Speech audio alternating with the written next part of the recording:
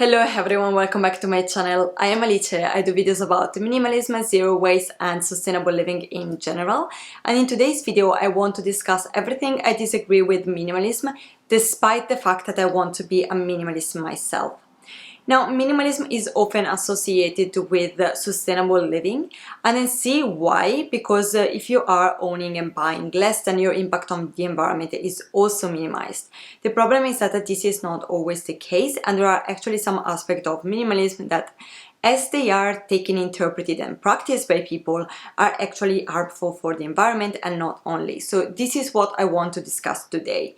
Now, I want to make clear that I'm in no way judging people who are doing these things, because I know that a lot of time they come either from good intention or just not understanding all the impact around them, because everything is so complex. So what I want to do is just giving people more information and maybe a different perspective.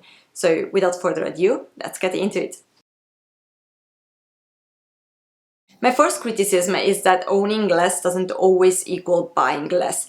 I know a lot of people that do really have a very minimal house, very minimal wardrobe, and a very minimal whatever. The problem is that they're constantly switching things in and out because they get very easily bored with what they have. And this is problematic because it doesn't really break the cycle of overconsumption. One of the biggest problems that we as Western society especially are creating and pressing on other society and the environment is overproducing and overconsuming. We often don't take into account the sheer amount of resources that is necessary in order to create every single new item. And that's of course problematic, especially because those items don't last all that much, or we do tend to get rid of them quite quickly and often without even considering to what happened to that item next. So I honestly don't really agree with this thing. I think that it's more powerful buying less rather than owning less, but that's only my opinion. Of course, if you are a person that loves to switch things in and out, that's still feasible, I think, to do that in a more sustainable way. Just try to buy things second-hand, because of course second-hand comes with a much lower impact on the environment because the thing has been already there. On a very similar note, I also really hate the one in, one out rule. I mean, I see why it has been created. The problem is that more often than not is an excuse to buy stuff instead of like a retainer to not do so, because instead of really thinking through our purchases and thinking if the one item that we want to add is really as value for us, is really what we want, is really what we need, we just use the fact that we are throwing something else out as an excuse to bring that thing in, even though maybe we will get rid of it in a very few months. And again, that doesn't break the cycle of overconsumption, and even more than that, I would say that this really helps to continue de-evaluating the things we own. One of the reasons, in my opinion, on why we are over-consuming so much is that we have completely de-evaluated everything we own. We don't really attribute a very good value to the things, because the majority of time they are very cheap, and it's very easy to say, well, I take it, I use it as much as it's good for me, and then I will just get rid of it because I didn't spend that much money on it. The problem is that those things actually come with a very high cost in terms of not only of resources and environmental impact, but also on human rights and human impact, because more often than not those things are created with a very big lesions of labor rights and human rights. So the cost is really very much higher than just the price tag. So I don't really appreciate a rule that actually excuses us to buy more and more mindlessly. Again, of course, if you are buying second-hand, it's different, and also there are ways to apply that rule in a much more mindful way, like really switching something only if you find something else that you know that will be absolutely perfect, or if you use that to really assess whether you really want to get rid something of your wardrobe, and maybe if you realize that there is nothing that you want to get rid of, then that might be actually a retainer for that.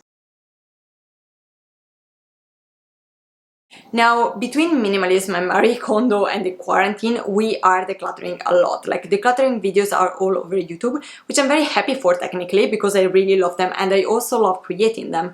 The problem is that what happened to those things. We do tend to donate everything. And again, I do understand that. I do know that people do that thinking that they are doing a good thing because those items will be used by someone that needs them more. And if that would happen, would be amazing. The problem is that we are donating way more than this shop can handle, and we are donating way more than we actually buy from secondhand shop. And the result is that only a fraction of what we donate is actually resold. The majority of the stuff either go in landfill or in developing country, and both of them are bad. Of course, if things go in landfill, we should all know at this point that it's bad for the environment because things take centuries to decompose, and there is a huge problem with the leakage and toxic material that leaking into the soil. When it comes to developing country, again, it might seem like a nice thing to do because someone else can that needs it more can use our things. The result, though, is that we are really impacting negative their own economies because we are donating so much stuff and they are so cheap that the local artisans and the local business cannot keep up with the prices, and we are really ruining those businesses. So basically, instead of reducing poverty, we are creating even more poverty. Again, of course, I'm not telling you not to declutter. I mean, I declutter a lot, but you need to take responsibility of what you are decluttering. Try to ensure that if the item is still usable, it gets to a person that will actually use them, even if that means keeping it in your house a little bit more. Now, I actually do really understand where Marie Kondo comes from. With this mantra, the problem is that when we take it, we often don't consider that she comes from a very different culture and religion, and she has a very different relationship with things that we have. And actually, I do appreciate her more because I think that she's actually giving a value to objects that we completely lost. So mine is really not a criticism to Marie Kondo. Mine is a criticism to how we apply Marie Kondo idea, because we often take it very literally, and this can actually hinder our decluttering process. First of all, because I've heard people really using that as an excuse to hold on to a large amount of stuff that they shouldn't really hold on to. Like, I've heard people saying, I have 40 blazers, they all bring me joy, I will keep them all. I'm pretty sure that you don't need 40 blazers, and that probably in there is something that doesn't really bring that much joy, and probably that doesn't even fit you anymore at this point. The other problem I have, and that's the zero waster in me, is that not everything brings joy, but some things can still be useful. And if we just rule out everything just because it doesn't bring joy anymore, we tend to really declutter stuff that one can still be useful for us, or that even if they are not useful in their original purpose, they could still be repurposed or upcycled. And especially if these are things that we perceive as maybe broken or not useful anymore, then they're very likely to go directly into landfill instead of maybe trying to save them for a little bit longer. Now, this is not a problem only of minimalism. Many other lifestyles have the same problem, zero waste first and foremost.